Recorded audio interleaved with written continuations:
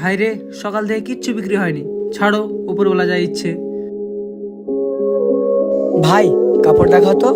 আচ্ছা ঠিক আছে, দেখাচ্ছি।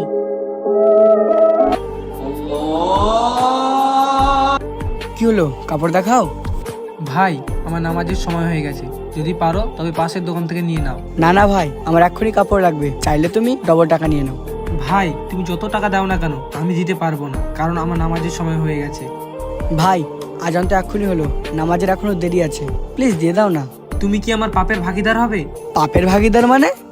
কাল যখন ওপরওয়ালা আখেরাতে আমাকে প্রশ্ন করবে আমার ইবাদতে তুমি দেরি কেন করেছিলে, তখন আমি কি উত্তর দেব? যে কিছু টাকার লোভে পড়ে গেছিলাম? না ভাই, আমি কিছু টাকার জন্য আমি আমার ঈমান নষ্ট করতে পারবো না। না ভাই, আমি এই পাপের ভাগিদার হতে চাই না। এক কাজ করো ভাই, তুমি আমার সঙ্গে নামাজ পড়তে চলো, তারপর এসে ভালো ভালো কাপড় দেখাবো। আচ্ছা ঠিক আছে ভাই, চলো।